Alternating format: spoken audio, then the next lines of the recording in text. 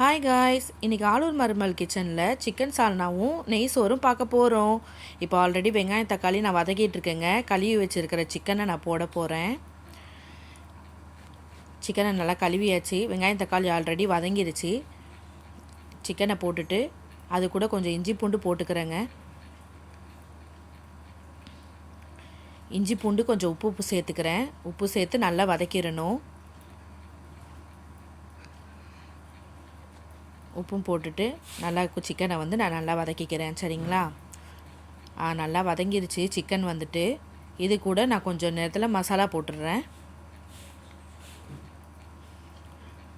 மிளகாத்தூள், கொஞ்சம் கரம் மசாலா எல்லாம் போட்டு கொஞ்சம் நல்லா இதை வதக்கிடணும். கொஞ்சம் தேவையான அளவு கொஞ்சம் தண்ணியை நான் ஊற்றி கொஞ்சம் வதக்கி எடுத்துக்கிறேன்.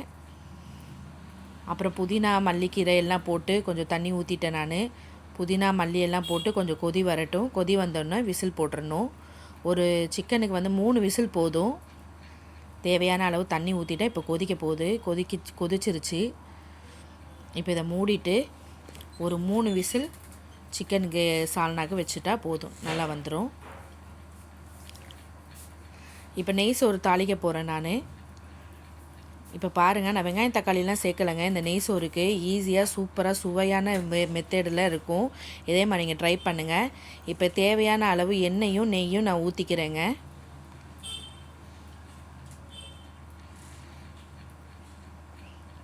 இப்போ இந்த நெய் சோறுக்கு புதினா மல்லிக்கீரை கருவேப்பிலை பச்சை மிளகா இதுதான் நான் தாளிக்க போகிறேன் நான். இப்போ கொஞ்சம் லைட்டாக வெந்தயம் லைட்டாக சேர்த்துக்கிறேன். இது நல்லா பொரிஞ்ச உடனே கொஞ்சம் நம்ம எடுத்து வச்சுருக்கிற புதினா மல்லி கருவேப்பிலை பச்சை மிளகா இதெல்லாம் எண்ணெயில் போட்டு ஃபஸ்ட்டு தாளிச்சிக்கலாம். வெங்காயம் தக்காளி எல்லாமே நல்லா டேஸ்ட்டாக வந்திருக்குங்க. நல்லா இருக்குது. நீங்களும் ட்ரை பண்ணி பாருங்கள். இது நல்லா வதங்கட்டும். இது கூட கொஞ்சம் இஞ்சி பூண்டும் நம்ம சேர்த்துக்கலாம். கொஞ்சம் வதங்கும் போது இஞ்சி பூண்டு தாங்க இதுக்கு நல்லா டேஸ்ட் கொடுக்கும். அதனால் கொஞ்சம் எக்ஸ்ட்ராவே நம்ம இஞ்சி பூண்டு சேர்த்துக்கலாம். இஞ்சி பூண்டு நல்லா சேர்த்து இது வதங்கி வருது.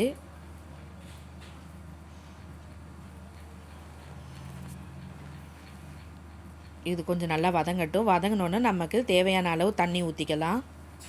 இப்போ 1 கிலோ அரிசி எடுத்துருக்கேன் நான். அதுக்கு 2 லிட்டர் தண்ணி நீங்கள் சேர்த்துக்கோங்க. அரிசி 1 பங்கு, தண்ணி 2 பங்கு நம்ம சேர்த்துக்கணும். இப்போ பாருங்கள், இஞ்சி பூண்டு நல்லா வதங்கிருச்சு. இது கூட நான் இப்போ தண்ணி சேர்த்துக்கிறேன். இப்போ நான் அளவு தண்ணி எடுத்து வச்சுருக்கேங்க, அதை நான் சேர்த்துக்கிறேன்.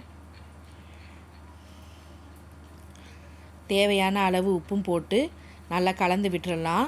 கொஞ்ச நேரத்தில் இது கொதி வந்தோடனே நம்ம ஊற வச்சு நான் வடித்து வச்சுருக்கேன் தண்ணியை, அந்த அரிசியை நான் சேர்த்துக்க போகிறேன். உப்பு போட்டு இப்போ கொதி வர வரைக்கும் நம்ம கொஞ்சம் வெயிட் பண்ணணும்.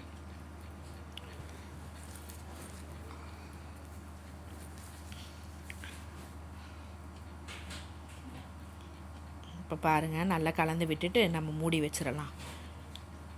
கொஞ்சம் நேரத்தில் கொதி வர டைமில் கொதிச்சிடக்கூடாது. இந்த மாதிரி ஸ்டேஜில் நீங்கள் அரிசியை போடுறதுக்கு ரெடியாக வச்சுக்கோங்க.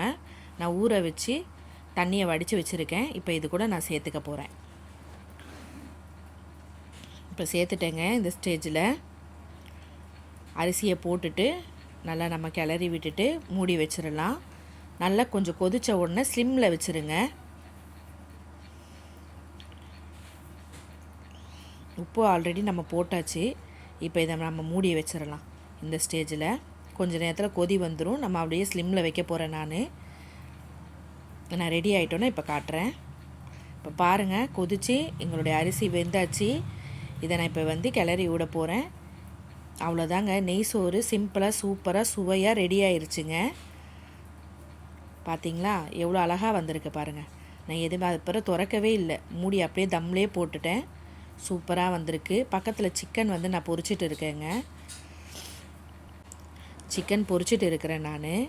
இது கூட கொஞ்சம் வெங்காயம் தக்காளி கருவேப்பிலை இதோட போட்டு நல்லா பொரிச்ச சிக்கன் கூட இதை நீங்கள் போட்டு ட்ரை பண்ணி பாருங்கள். சூப்பராக இருக்குங்க. பொரித்து இறக்கும் போது இந்த மாதிரி நம்ம பண்ணணுன்னா கொஞ்சம் லெமனையும் ஊற்றி நம்ம இறக்கணுன்னா சூப்பராக இருக்கும். பாருங்கள், இப்போ நான் சிக்கன் சால்னாவும் ரெடி ஆயிடுச்சு. சூப்பராக நம்மளுடைய நெய் சோறும் சிம்பிளாக சூப்பராக சுவையாக ரெடி ஆயிடுச்சு. சிக்கனும் பொரிச்சிட்ருக்கேன். அவ்வளோதாங்க. என்னுடைய சேனல் பிடிச்சிருந்தா லைக் பண்ணுங்கள், ஷேர் பண்ணுங்கள், சப்ஸ்கிரைப் பண்ணிக்கோங்க. மறக்காமல் அந்த பெல் ஐக்கானை கிளிக் பண்ணி வச்சுக்கோங்க. Bye guys.